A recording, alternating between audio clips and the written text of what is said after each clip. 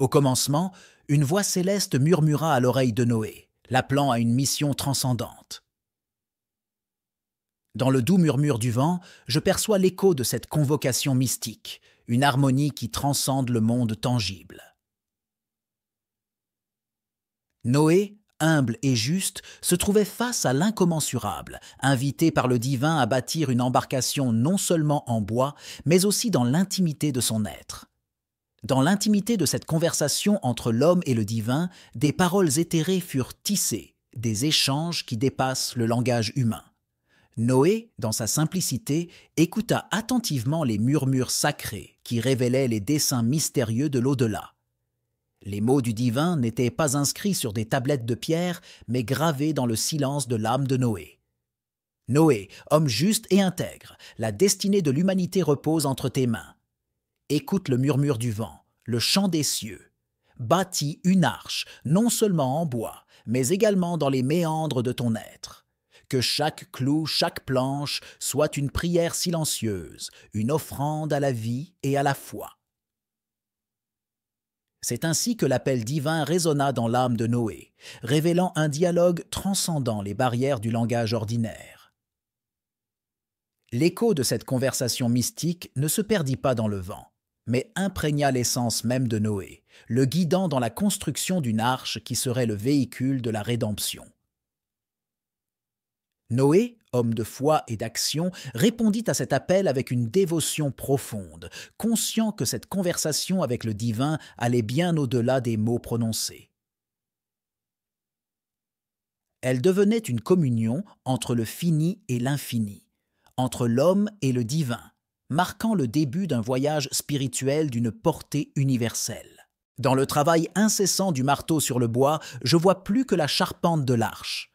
C'est un acte de foi, un hommage en bois et en sueur à l'inexplicable. La construction de l'arche devient une métaphore palpable de notre propre quête spirituelle, une œuvre intérieure dont les clous et les planches sont forgés dans la méditation et le sacrifice. Chaque coup de marteau résonne comme une prière, une note dans la symphonie de la création. Les mains de Noé, enduites de poussière et de sueur, façonnent non seulement le bois, mais aussi l'espoir. Chaque planche assemblée est un pas de plus vers la concrétisation d'une vision céleste.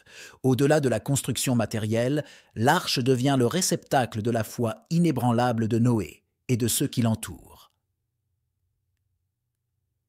Chaque geste est chargé de signification, chaque instant passé à donner forme à cette embarcation est un engagement envers le divin. La construction de l'arche transcende les simples contours d'une charpente maritime. Elle est l'édification de l'espoir en temps de turbulence.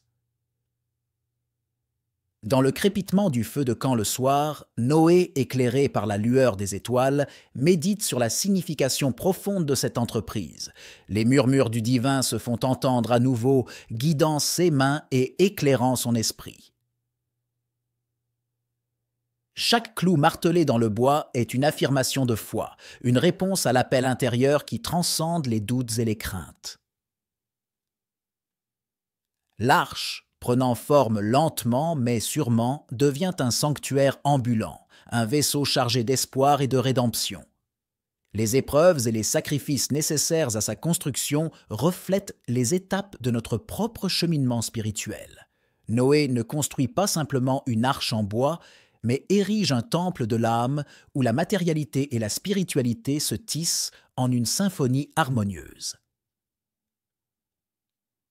La construction de l'arche devient ainsi le témoignage palpable de la persévérance dans l'obscurité, de la foi au-delà des tempêtes et de la certitude que même au cœur du déluge, une lumière intérieure peut guider notre navigation vers des rivages inexplorés de l'espérance. Le ciel obscurcit, les gouttes de pluie deviennent des messagers d'une tempête imminente.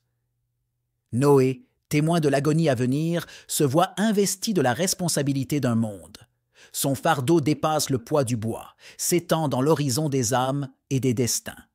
Un déluge approche et avec lui une renaissance déguisée en apocalypse. Dans les cieux tourmentés, Noé perçoit le tonnerre comme la voix de la divinité qui confirme le destin imminent. Les nuages s'amoncellent, précurseurs d'un déchaînement divin. Les gouttes de pluie, autrefois symboles de fertilité et de vie, deviennent les annonciatrices d'une purification nécessaire, une transformation que le monde est appelé à subir. Le fardeau de Noé dépasse la simple construction de l'arche.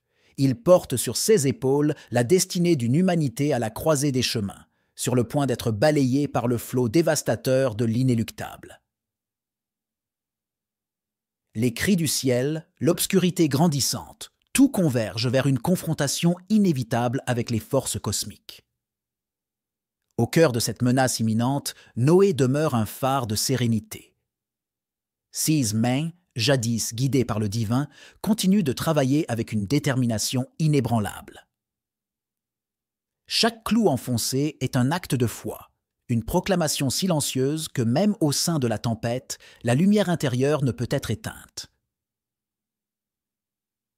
L'arche, témoignage de l'espoir et du sacrifice, devient un sanctuaire mobile qui traverse l'océan du changement. La menace du déluge n'est pas seulement physique, elle réside dans la transformation intérieure que Noé et son œuvre portent en eux. Les échos du divin se font entendre à nouveau, rappelant à Noé et à ceux qui l'accompagnent que la véritable renaissance surgira des eaux tumultueuses de l'adversité. Ainsi, alors que la tempête approche et que le monde vacille au bord du précipice, l'arche devient le symbole d'une foi inaltérable et d'une confiance résolue en la promesse d'un nouveau commencement, même au cœur de l'obscurité. L'arche, une microcosme du monde, devient un vaisseau de salut. Les animaux, fidèles et éclectiques, trouvent refuge à bord. Le plan divin inclut chaque créature, symbolisant une harmonie et une coexistence qui transcendent les barrières terrestres. Est-ce une allégorie de la diversité dans notre propre existence? À mesure que les portes de l'arche s'ouvrent pour accueillir les créatures de la terre, un tableau vivant se dévoile. La diversité des habitants de cette arche flottante devient un écho de la multitude d'existences qui peuplent notre planète. Les pattes des lions côtoient les ailes des colombes, les rugissements des éléphants résonnent en harmonie avec les gazouillis des oiseaux. Cette assemblée hétéroclite n'est pas le fruit du hasard, mais le reflet d'une sagesse transcendante. Chaque créature, du plus imposant au plus modeste, a trouvé refuge dans l'arche, portant avec elle l'espoir d'une continuité au-delà du déluge. Cette scène devient ainsi une allégorie puissante de la diversité qui caractérise notre propre existence sur Terre. Les murs de l'arche ne séparent pas, mais unissent. Elles abritent une communion improbable entre les espèces, une réconciliation orchestrée par la main divine. Les frontières naturelles, souvent source de division, s'estompent dans la cohabitation pacifique à bord de l'embarcation sacrée. Chaque animal à bord de l'arche représente une pièce essentielle du puzzle cosmique, soulignant que la diversité est une richesse à préserver. C'est une leçon que Noé et les habitants de l'arche portent en eux, une parabole de la coexistence harmonieuse qui transcende les différences apparentes. La diversité, loin d'être une simple cohabitation, devient une célébration de la vie dans toutes ses formes. Ainsi, au cœur de cette scène où le rugissement du lion se mêle au chant du rossignol, l'arche devient un symbole de l'unité possible au-delà des distinctions. Les habitants de l'arche, chacun avec sa singularité, voguent ensemble vers un nouveau commencement, portant avec eux la promesse d'un monde renouvelé où la diversité est chérie comme une manifestation de la grâce divine. Les vagues frappent comme les soupirs du cosmos. Le bateau dérive entre deux mondes. 40 jours et 40 nuits, une période de purification, de réflexion et d'introspection. Noé, en captivité flottante, ressent la simultanéité du temps et de l'éternité. Un paradoxe d'isolement qui offre une communion profonde avec l'essence de la création. Au cœur de l'océan tumultueux, l'arche devient un sanctuaire d'isolement, un lieu où le temps semble se plier à des lois célestes. Les vagues, telles les pulsations du cœur cosmique, rythment chaque jour et chaque nuit. Noé, en captivité flottante, expérimente une temporalité étrange, où les heures s'étirent comme des éternités et les jours se fondent dans les nuits dans une danse perpétuelle. Les 40 jours d'isolement deviennent une épreuve et une bénédiction. Noé, entouré du bruit incessant des vagues, plonge dans une introspection profonde. Les échos du divin, naguère des murmures dans le vent, se font entendre plus clairement au creux du silence océanique. C'est dans cet isolement, entre ciel et mer, que Noé découvre une communion avec l'essence même de la création. Chaque goutte de pluie, chaque grondement du tonnerre devient une prière silencieuse dans cette capsule temporelle flottante. Noé, isolé du monde terrestre, s'immerge dans une contemplation méditative, découvrant les mystères de l'existence et de la foi. Les murs de l'arche ne sont plus une barrière, mais une fenêtre ouverte sur l'infini, sur la transcendance. La dualité du temps et de l'éternité se confond dans cette période d'isolement, créant un espace intemporel où Noé se connecte profondément avec le divin. Les jours s'effacent, mais la lumière intérieure ne vacille pas. C'est dans cette quarantaine de jours que l'isolement devient une méditation, une immersion dans les profondeurs de l'âme, préparant Noé et ses compagnons à émerger transformés, prêts à affronter le nouveau monde qui s'étend devant eux. L'arche devient un autel, un symbole élevé au-dessus des eaux tumultueuses. Chaque goutte de pluie résonne comme une prière, chaque coup de tonnerre comme un écho du divin. Noé, prêtre malgré lui, offre un sacrifice spirituel dans l'enceinte flottante de l'arche, témoignant de la transcendance de la matière vers le sacré. Sur les eaux infinies, l'arche se dresse comme un autel céleste, élevé au-dessus des vagues déchaînées. Les planches de bois, autrefois assemblées par la main de Noé, deviennent les parois d'un sanctuaire où la frontière entre le terrestre et le divin s'estompe. Chaque goutte de pluie qui s'écrase sur le bois est une offrande, une prière qui s'élève vers le ciel en harmonie avec la symphonie de la tempête. Noé, prêtre malgré lui, trouve dans cette arche flottante un autel improvisé. Les animaux, témoins silencieux de cette célébration, incarnent la diversité de la création, réunis dans une communion transcendante.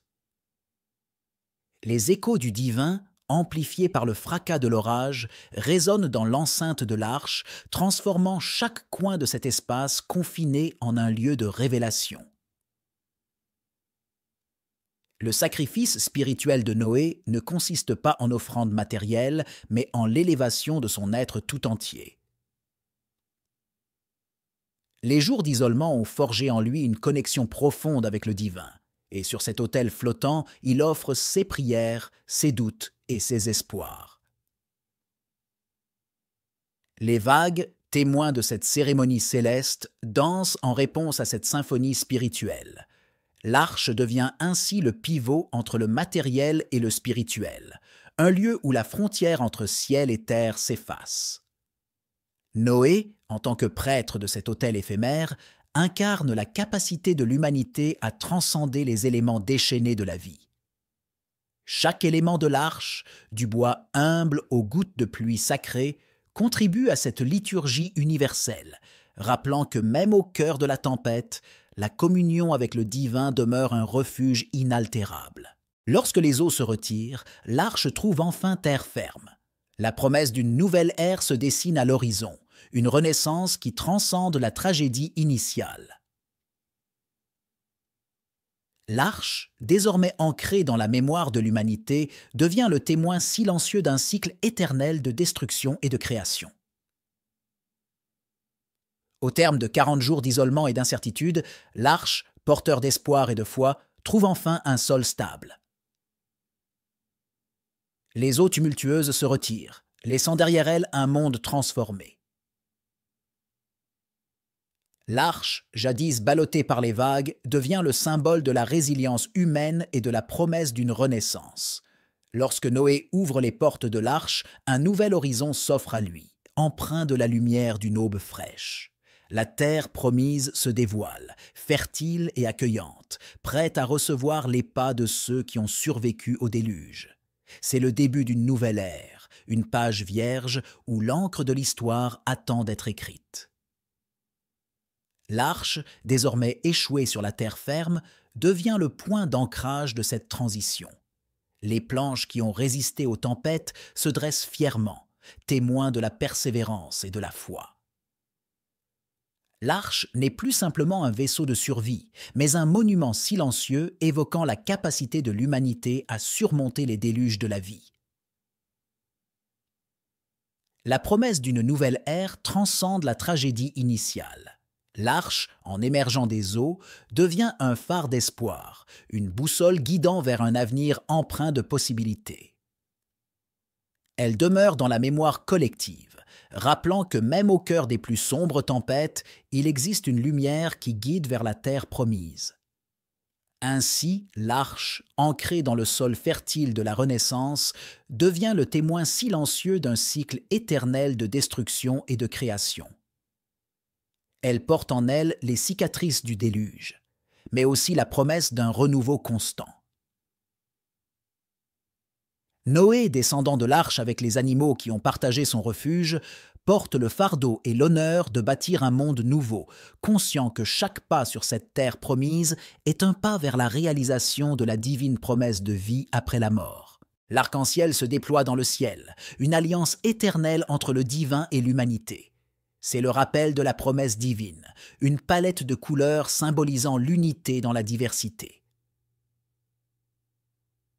L'arche n'est plus seulement une relique du passé, mais une boussole intérieure, pointant vers une vision transcendante où l'humanité peut trouver son harmonie dans l'arche intérieure de l'âme.